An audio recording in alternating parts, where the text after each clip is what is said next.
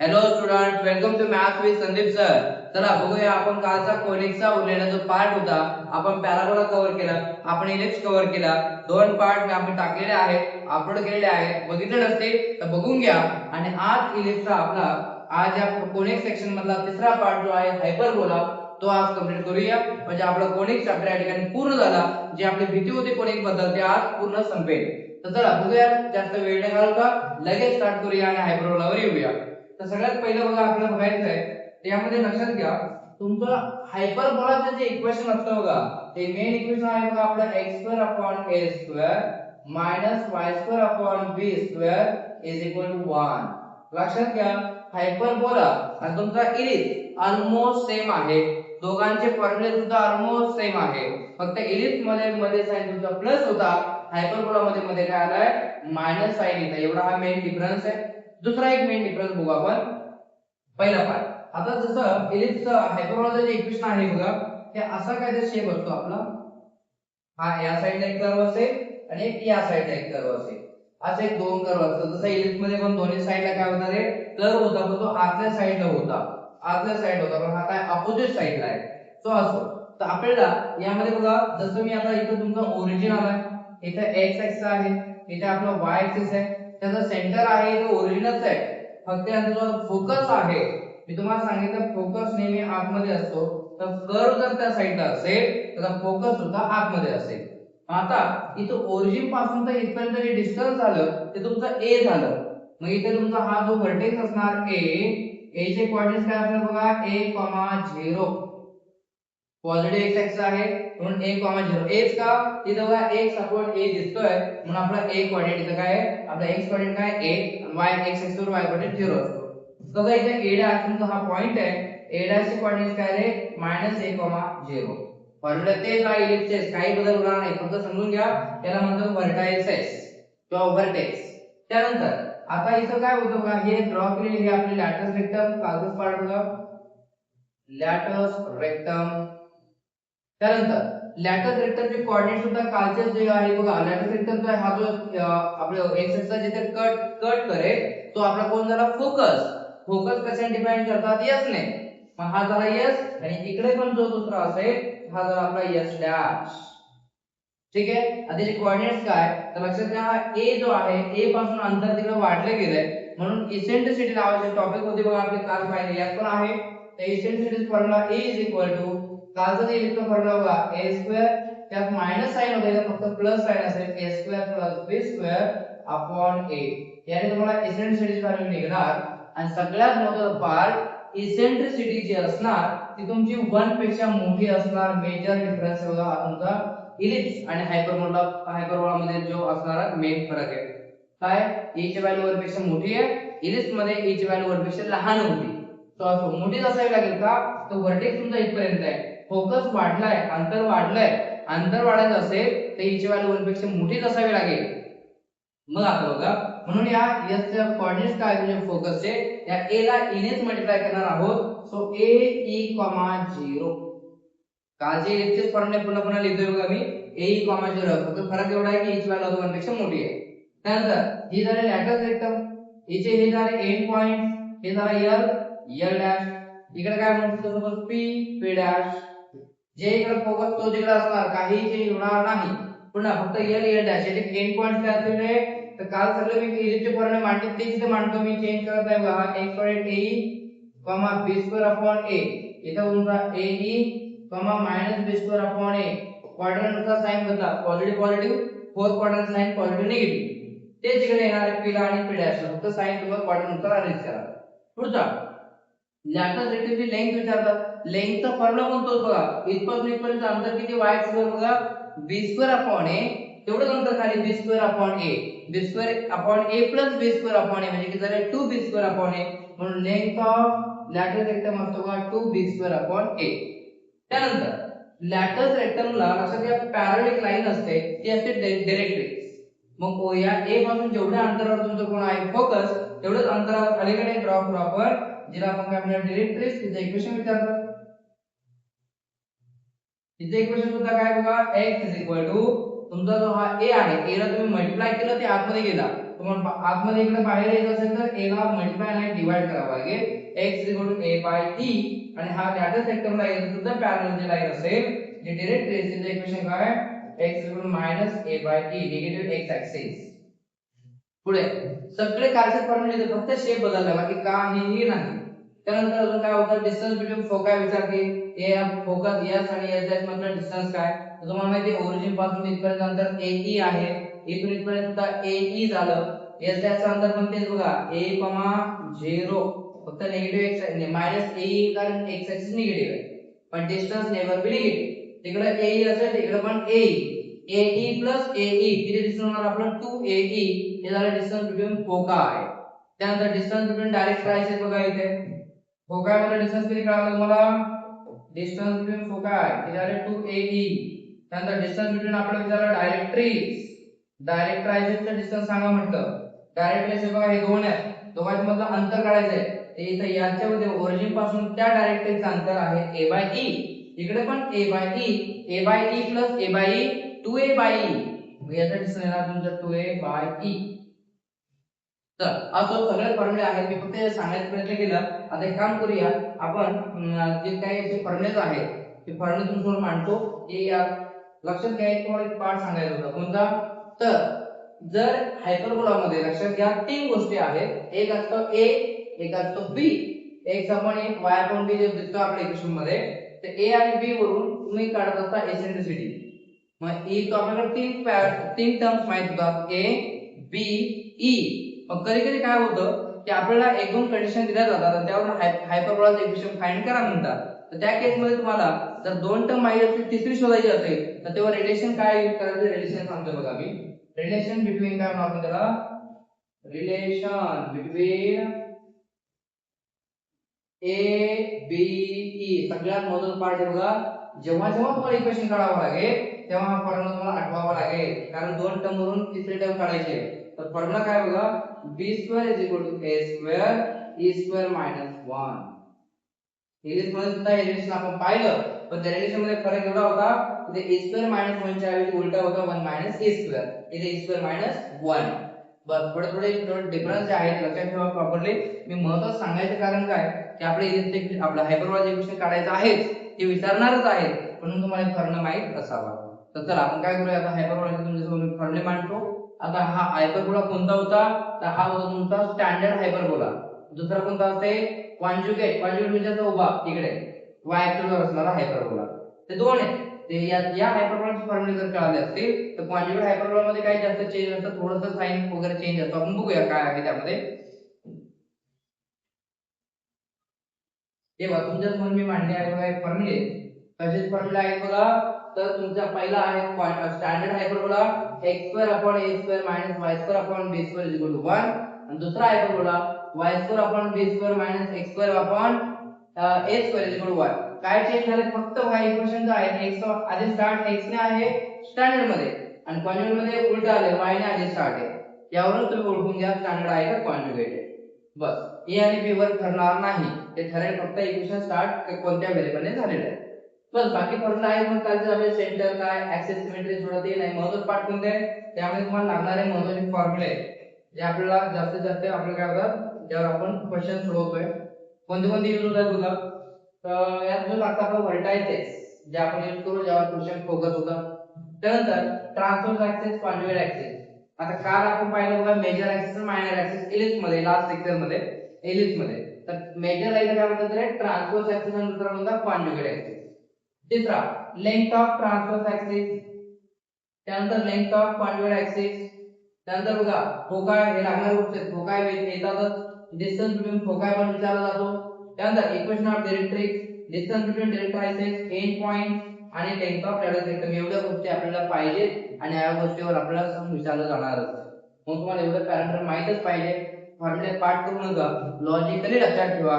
मी मागच्या पार्ट मध्ये English proper सांगितलेलं आहे कसे फॉर्म्युले आहेत आणि तेच फॉर्म्युले जर सारखे आहेत नवीन असं काहीच नाही बघा.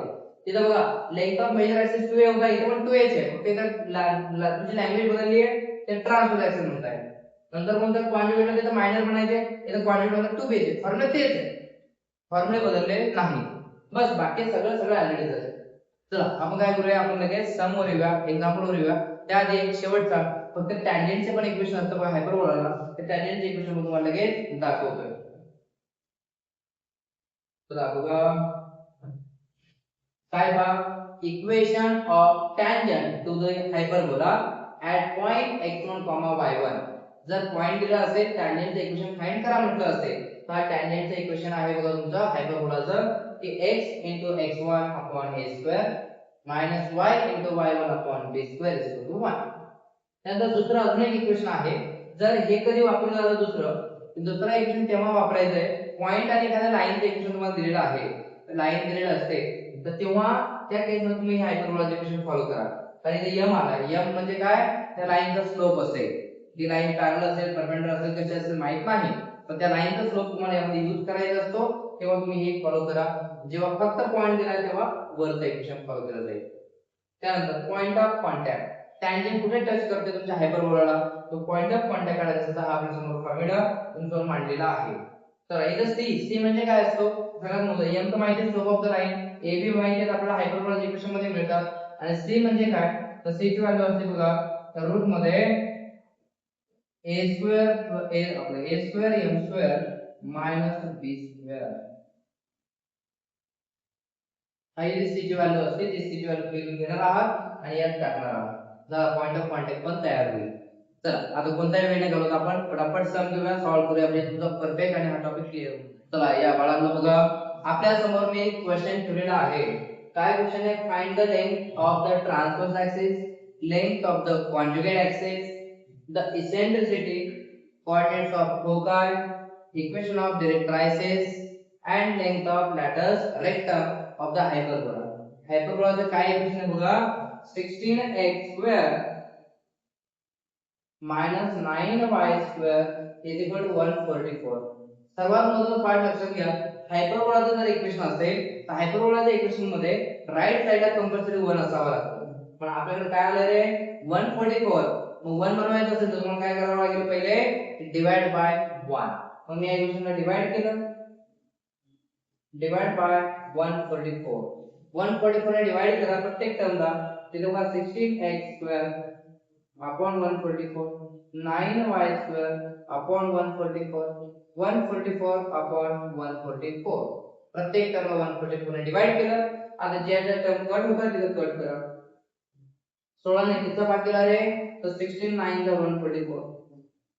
9 ने डिवाइड केलं 144 ला कितीचा भाग जाईल तर इथे बघा 16 चा भाग जाईल आणि पूर्ण टर्म कट झाली तेव्हा प्रॉपर हायपरबोलाचं इक्वेशन रेडी झालेलं आहे.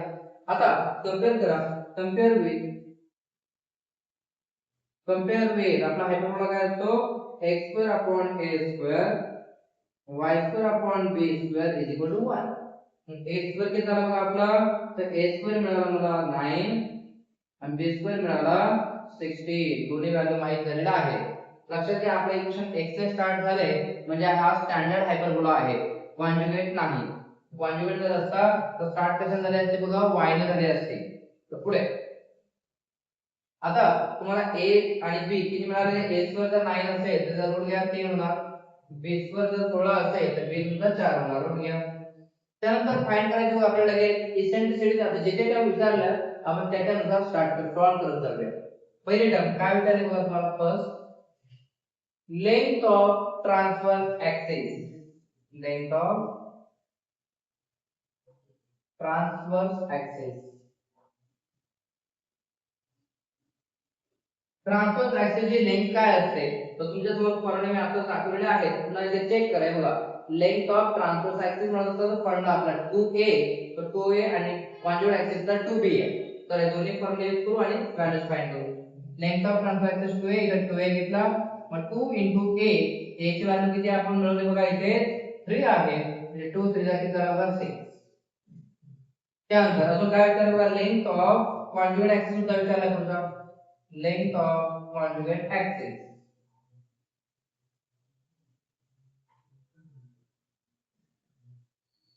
त्याचा फॉर्म्युला बघा 2b असतो, 2 into b ची व्हॅल्यू चेक करा 4 आहे, 2 4 चा answer is 8. Length of conjugate axis हे माहित झाला. पुढचं काय विचारलं चेक करा. एक टर्म मी सॉल्व करत चाललोय. पुढचं द इसेंट्रिसिटी, ठीक आहे थर्ड टर्म विचारले इसेंट्रिसिटी काढा. इसेंट्रिसिटी इसेंट्रिसिटीचा फॉर्म्युला तुम्हाला हायपरबोला मध्ये मी स्टार्टिंगला दिला होता बघा. E रूट मध्ये काय a² + b² अपॉन a. बस यामध्ये व्हॅल्यूज टाका. रूट a चा स्क्वेअर आहे आपल्याकडे बघा a² 9 b² 16. 9 + 16 अपॉन a ची व्हॅल्यू पाहिजे a आहे 3. ती झाली ऍडिशन 16 आणि 9 25 डिवाइड बाय 3. 25 चा स्क्वेअर रूट आला 5. हे जाईल 3 आहे त्याचा म्हणजे इसेंट्रिसिटी झाली आपली 5/3. बेसाइड इसेंट्रिसिटी नेहमी 1 पेक्षा मोठी असते तेव्हा डिव्हिजन जर केले तर आन्सर 1 पेक्षा मोठा येईल. फोर्थ टर्म काय विचारले चेक करा. Coordinates of foci. Coordinates of foci. फोकायचे कोऑर्डिनेट्स काय. तर कोऑर्डिनेट्स ऑफ फोकायचा फॉर्म्युला काय तर s in bracket plus minus ae, 0 हा फोकायचा फॉर्म्युला आहे. चेक करू शकता बघा इथे आपण आत्ताच पाहिला फॉर्म्युला कोऑर्डिनेट्स ऑफ फोकाय. इथे बघा फोकायचे कोऑर्डिनेट्स आहे ae, 0 मायनस ae, 0. आपण एकदा प्लस मायनस घ्या आणि फक्त ae, 0 दिलं तरी चालेल जसं मी मांडलं आपल्या समोर. मग यात काय करायचं s in bracket plus minus a ची व्हॅल्यू आहे बघा 3. इसेंट्रिसिटी आहे आपला कुठे गेला इसेंट्रिसिटी काढलाय 5/3 0. काय काय कट झाले यामध्ये तर 3 मल्टिप्लाय डिवाइड कट म्हणजे आपला आन्सर आला बघा s in bracket plus minus 5, 0 फक्त 5 उरला झाला फोकाय. काय ते फक्त व्हॅल्यू तुम्हाला पटपट टाकत राहायचे. पुढचा काय विचारलाय पाचवा फोकाय झाला इक्वेशन ऑफ डायरेक्ट ट्रायसिस. पाचवा इक्वेशन ऑफ डायरेक्ट ट्रायसिस. तर डायरेक्ट ट्रायसिस इक्वेशन काय होतं x plus minus a upon e असतो. इथे व्हॅल्यू टाकतो मी x प्लस मायनस a ची व्हॅल्यू काय बघा आपली आता काढली होती आपण a आहे 3 डिवाइड बाय e म्हणजे किती बघा आपला इसेंट्रिसिटी काढला होता 5/3 म्हणजे त्याला 5 अपॉन 3 चा रेशो वरती मल्टिप्लाय येत आहे म्हणजे किती झालं 3 * 3 9 अपॉन 5 ते पण कंप्लीट झालं. आणि शेवटची टर्म जे विचारले ती बघा काय विचारले आपल्याला लेंथ ऑफ लॅटरस रेक्टम. मग इथे देतो मी length of latus rectum. Latus rectum short form याला म्हणूया आणि लॅटरस रेक्टमचा फॉर्म्युला बघा 2b² अपॉन a. मग 2 * b चा स्क्वेअर चेक करा किती आहे रे आपला b चा स्क्वेअर बघा b चा स्क्वेअर बघा 16 अपॉन a किती आहे a ची व्हॅल्यू इथे चेक करा 3 म्हणजे आन्सर आला आहे 16 * 2 32 अपॉन 3 झाला बघा. असा क्वेश्चन आहे यात भरपूर सगळे त्यांनी पॅरामीटर विचारले होते जे आपण फाइंड केले. जवळपास क्वेश्चन 6 विचारले. हे फॉर्म्युले आपल्याला माहित असावे लागतील. जवळपास 4 मार्क म्हणा 3 मार्कापर्यंत हा क्वेश्चन विचारला जाऊ शकतो. टीडी असेल तर टीडी कोणताही टर्म याची विचारली जाते डिपेंड फक्त फॉर्म्युला तुम्हाला माहित असणं आवश्यक आहे. चला टीडी आपला हायपरबोलाचा असा पार्ट आहे. आता बघूया यात काय केलं बघा हायपरबोलाचं इक्वेशन दिलं त्याच्यावरून आपण त्याची सगळ्या ज्या टर्म्स विचारल्या त्या काढल्या. आता पुढच्या समस्या आपण असं बघूया. आता याची तुम्हाला या टाइपवर तुम्हाला वाटतं सगळे सम सॉल्व्ह करता येतील असा एक माझा अंदाज आहे. काही शंका वाटत असेल तर मला नक्की कळवा मेसेज करत राहा म्हणजे मला काही अंदाज आहे तुम्हाला अडचण असेल त्या अकॉर्डिंग मी अजून पुढे सांगायचा प्रयत्न करेन. तर आता काय करू आपण आता त्या हायपरबोलाचे असे काही टर्म्स देतील बघा. सपोज तुम्हाला इसेंट्रिसिटी दिला फोकस दिला तर अशा केस मध्ये तुम्हाला ते म्हणतील हायपरबोलाचे इक्वेशन सांगा. तर त्या टर्म्स अँड कंडिशन्स आपण सम बघूया. चला पुढच्या समोर येऊया लगेच.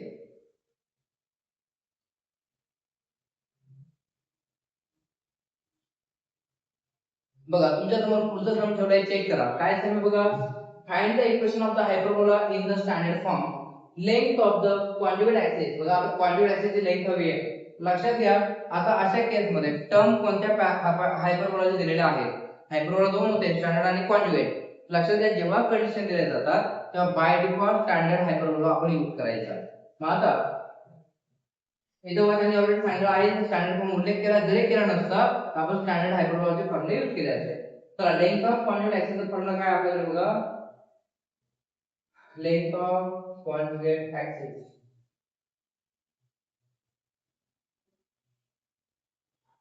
ट्रान्सफरचा असतो 2a कॉन्जुगेट असतो लक्षात 2b.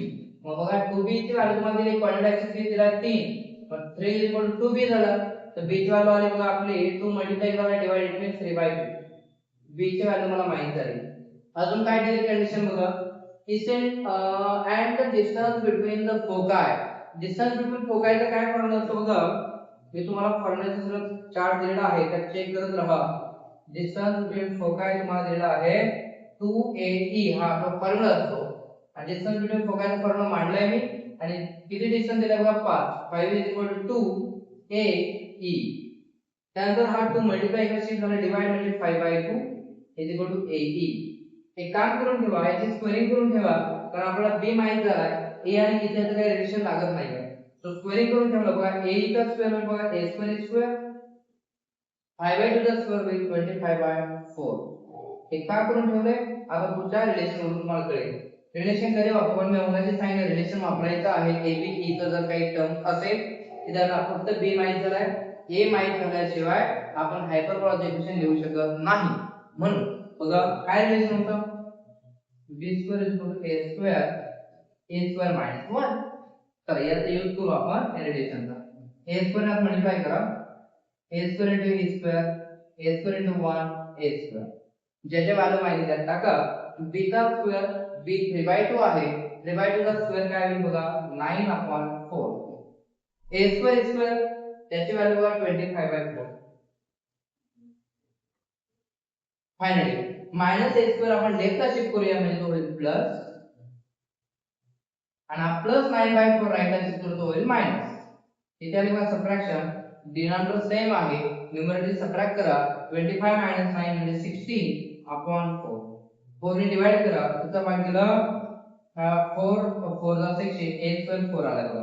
मला वाटतं a एकदा का माहित झाला b तर माहित होतात मग काय असतं इक्वेशन ऑफ हायपरबोला तयार झाला बघा आपला final answer equation of hyperbola. तर काय इक्वेशन हायपरबोला तर x2/a² y2/b² 1. मी यामध्ये व्हॅल्यूज टाकू आपण x2/a चा स्क्वेअर आपला माहित झाला 4 आहे y2/b². b चा स्क्वेअर चेक करा किती होता 3/2 3/2 चा स्क्वेअर 9/4 येईल बघा 9/4 चा रिसिप्रोकल करून वरती जाईल म्हणजे 4 y2/9 1. हे आपलं फायनल इक्वेशन ऑफ हायपरबोला. यात काही शंका नसावी असं मला वाटतंय. जर काही वाटत असेल तर मी तुम्हाला सांगितल्याप्रमाणे कमेंट करा मेसेज करा जेणेकरून मला समजेल. चला मी मांडलाय टर्म दिले होते आपण त्याच्या अकॉर्डिंग हायपरबोलाचे इक्वेशन आपण मिळवले. तर येऊया पुढच्या क्वेश्चन वरती बघूया पुढच्या टर्म मध्ये काय दिलं आहे. कंडिशन्स असणार आहे इक्वेशन काढायचं. पुढच्या टर्म मध्ये आपल्याला काय दिलेलं आहे समजून घ्या. काय दिलं आहे द फोकाय ऑफ हायपरबोला. हायपरबोलाचा फोकाय विचारलेला आहे. हायपरबोलाचे इक्वेशन काय दिलं बघा आपल्याला 4x² - 9y² - 36. एक काम करा वापरा इक्वेशन बरोबर 4x² 9y² नंबर राईटला गेला मायनस तो प्लस होईल. पण हायपरबोलाचे इक्वेशन काय सांगतं की राईट साइडला कंपल्सरी 1 असावा लागतो. म्हणजे जर 36 आलाय मग काय करा डिवाइड बाय 36 ने डिवाइड केलं प्रत्येक टर्मला केलं.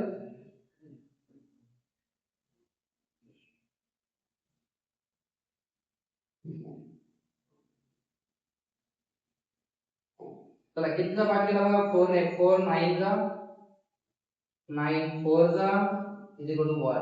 झालं बघा आपला हायपरबोलाचे इक्वेशन रेडी आहे. आता जस्ट कंपेअर केलं मला वाटतं काय व्हॅल्यू मिळेल तुम्हाला a² 9 मिळेल आणि b² हा 4 मिळेल.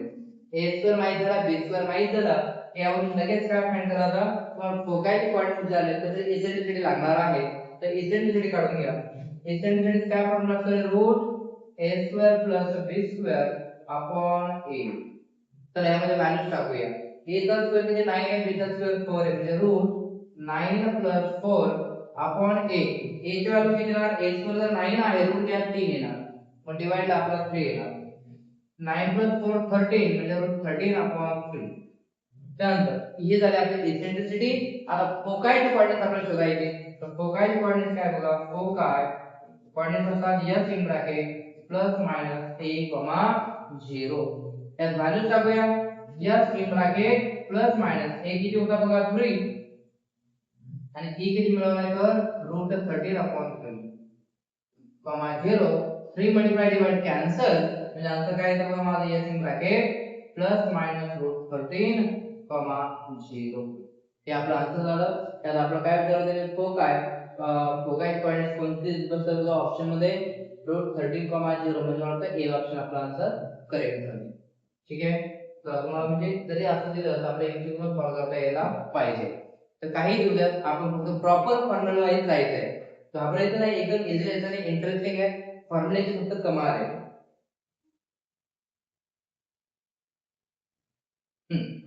तर आपल्या समोर लगेच पुढचा क्वेश्चन ठेवलाय बघा. जास्त वेळ नाही होता, आपण झालाय ऑलमोस्ट आपण टॉपिक कव्हर करत आलेले आहेत. आता एक शेवटची कंडिशन काय दिली बघा, यामध्ये रीड करा. काय दिलं आहे, find the equation of hyperbola refer to it principal axes whose distance between foci. चला काय दिलं डिस्टन्स बिटवीन फोकाय बघा. डिस्टन्स बिटवीन फोकाय काय दिले तर डिस्टन्स बिटवीन फोकाय.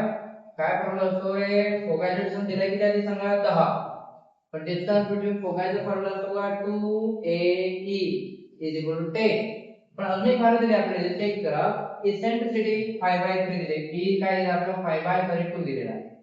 मग यावरून एक काम आपलं हलकं झालंय की E वरून आपल्याला लगेच A माहित होईल. मग म्हणजे काय 2 A तर माहित नाही, पण A तर माहित झाला बघा 5/2 इज इक्वल टू 10. त्यामुळे काय झालं, 2 मल्टिप्लाय 2 डिवाइड कट झाला. म्हणजे 5 into A 5A is equal to 10. तर A ची व्हॅल्यू किती येणार, 5 तिकडे डिवाइड केला 5 टू द 10. A माहित असेल, B काढायचं असेल तर रिलेशन आपल्याला माहित आहे.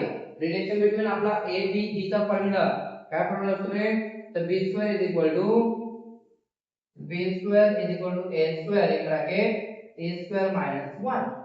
यात व्हॅल्यूज टाका, सर्व आन्सर मिळतील आपल्याला. हे आहे बघा 2, तर त्याचा स्क्वेअर होईल 4. ही आहे 5/2, तर त्याचा स्क्वेअर होईल 25/4 minus 1.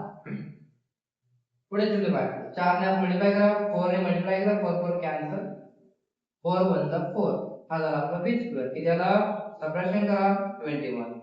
B² पण माहित झाला.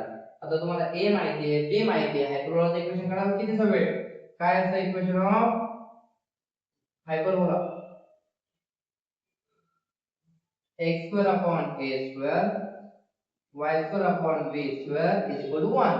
यात व्हॅल्यूज टाकल्या, x² upon a चा स्क्वेअर म्हणजे 2, 2 चा स्क्वेअर 4, y² upon b² म्हणजे 21 is equal to 1. हे आपलं फायनल आन्सर. चला असा होता बघा हायपरबोला. यात काय शंका वाटत असेल, काय नसेल तर सांगा. एकदम इझी असा हा टॉपिक होता, एकदम इंटरेस्टिंग आणि प्रॉपर मी एक्सप्लेन केलेला आहे. काही अडचण वाटत असेल, काही शंका कोणत्याही टॉपिक मध्ये, तर मला तसं मेसेज करा, कमेंट करा, लाईक करा.